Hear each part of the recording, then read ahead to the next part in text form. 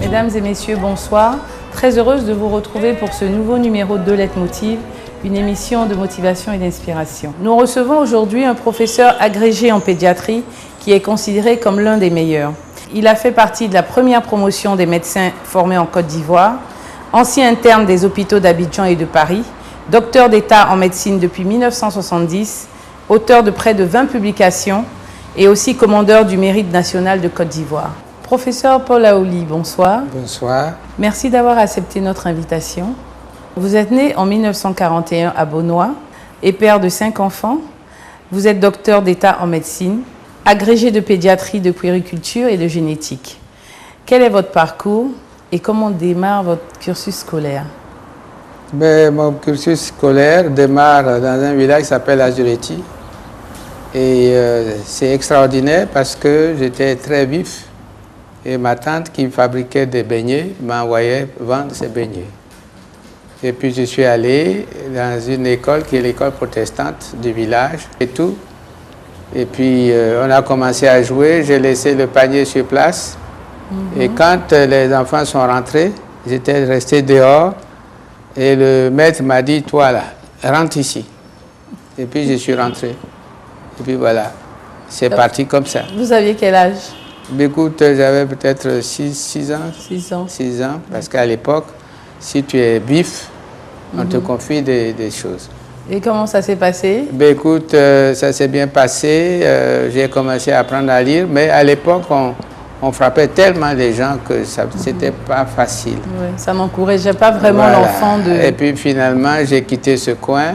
Mais ce qui m'est arrivé, c'est que quand je suis arrivé à la maison, ma mère m'a dit pourquoi je suis allé rentrer dans cette école. Elle a commencé à me frapper. Quand un monsieur est arrivé, il a demandé qu'est-ce qui s'est passé. Et quand elle lui a dit, le monsieur dit, mais il a bien fait, il faut le laisser. Mais pourquoi? Votre maman ne voulait pas que vous alliez à l'école? Elle voulait que j'aille vendre ses beignets. Elle ne m'a pas dit d'aller à l'école. Et finalement, parmi tout ce monde-là, j'ai été l'un des rares qui est sorti véritablement de l'école. D'accord. Et après, donc, votre primaire... Et puis, j'ai eu l'entrée... Pour le collège? J'ai eu mon CP en 1953. L'entrée en 6e? Et puis, j'étais tellement jeune qu'on m'a dit que je n'allais pas en 6e parce que je vais dormir en classe. Donc, on m'a fait redoubler. Rien que pour l'âge? Oui. Et je suis resté à Benjerville jusqu'en première. D'accord. J'ai eu la première partie du bac. Et comme il n'y avait pas de terminale, donc on nous a envoyés au lycée.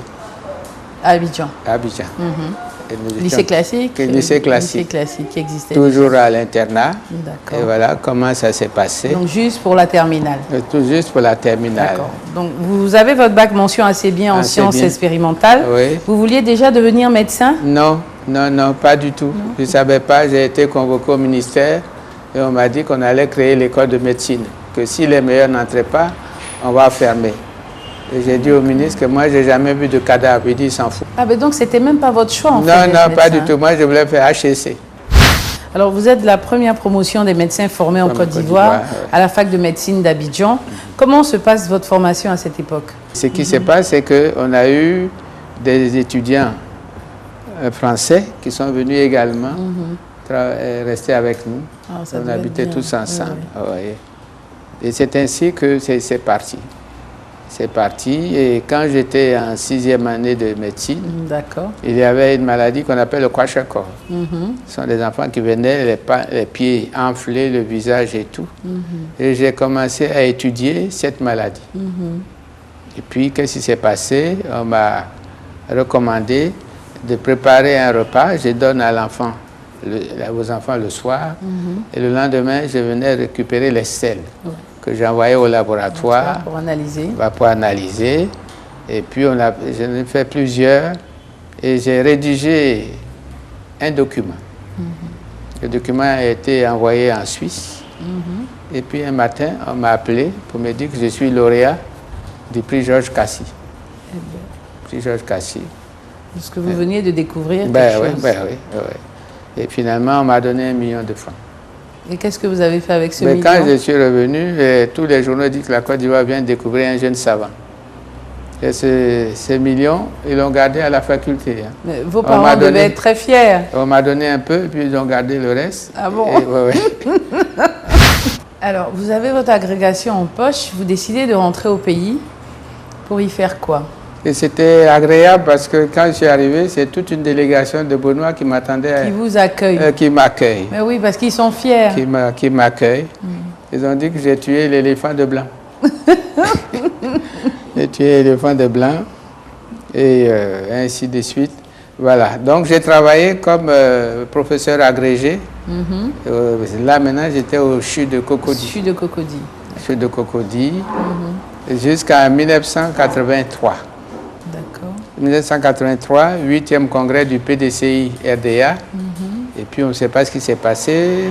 Le président Houphouët-Boigny prend la parole et dit que ceux qui me découragent sont les professeurs en médecine. Ils soignent, ils enseignent, ils vont traîner dans les cliniques.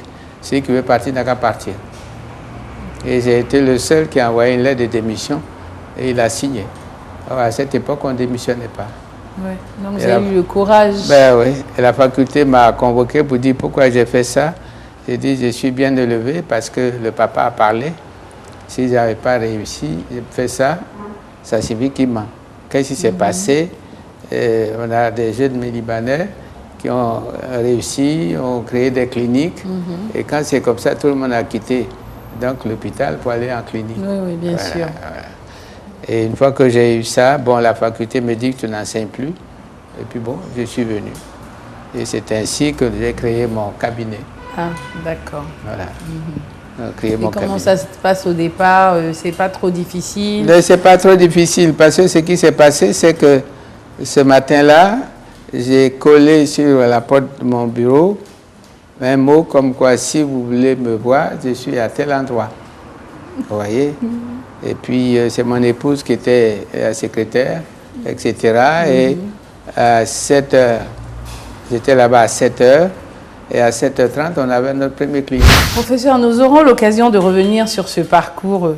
Mais en attendant, je vous propose de suivre le portrait de la semaine.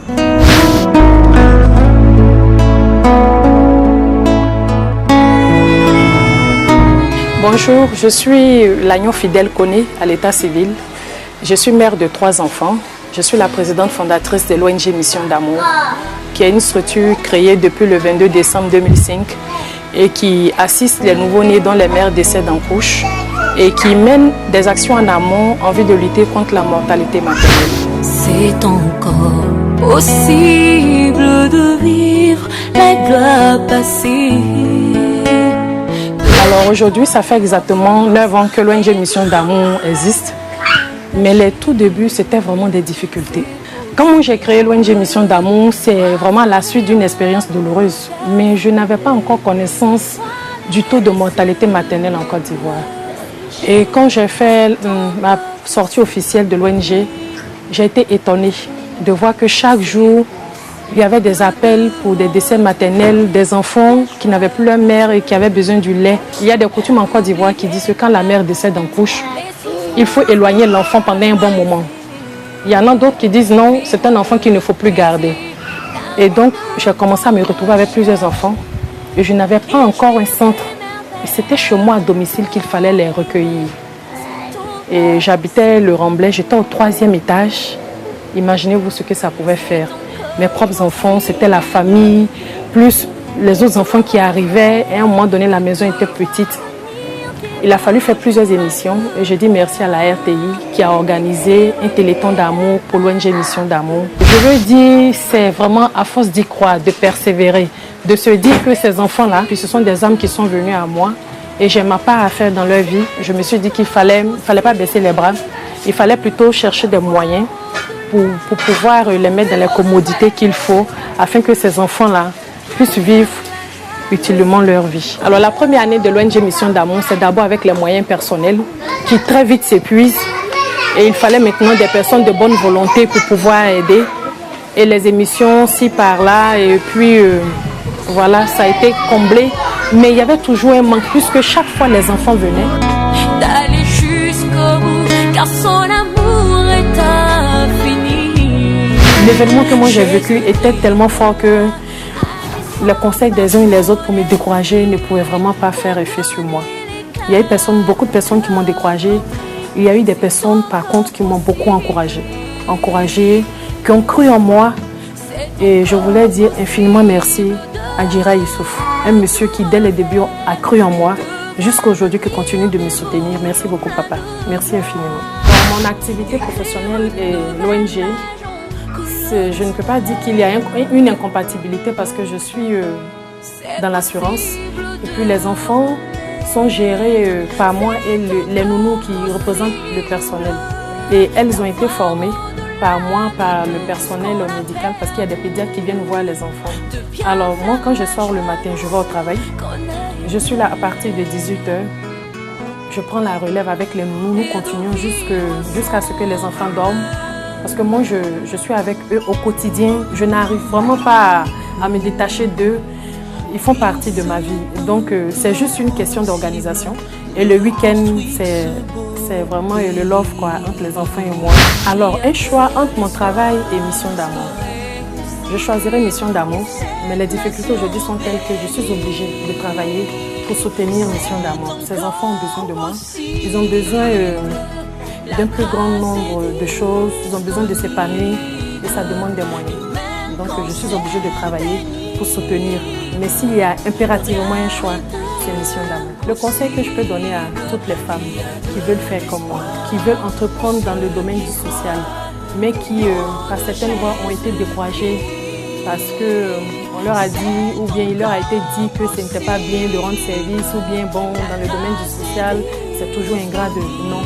Il faut écouter la voix de son âme. La voix de son âme, c'est la meilleure voix. Et il ne faut jamais se décourager. Il suffit d'y croire. Si vous croyez que ce que vous êtes en train de ressentir là va aider autour de vous, il faut le faire sans tenir compte des autres. Parce que les conseils des autres vont vous décourager alors que vous avez une mission bien particulière sur la terre. Si vous la loupez, vous aurez tout loupé. De retour avec le professeur Aouli, avec qui nous retraçons un parcours très enrichissant. Alors, quelles sont les difficultés qu'on rencontre quand on est à la tête d'un nouveau cabinet? C'est simple. J'ai dit que chez l'enfant, la maladie est un phénomène imprévu. À telle enseigne que si vous arrivez au cabinet, il ne faut pas prendre des rendez-vous ailleurs. Et je suis ici, j'arrive ici à 9h, j'ai fini minimum à 19h. Wow, parfois même au-delà. Alors, professeur, si on devait chiffrer un peu ou estimer le nombre d'enfants que vous avez eu à suivre et à traiter, quelle serait à peu près une fourchette? Parce que j'imagine que vous... Actuellement, ceux qui payent, c'est à peu près 39 000.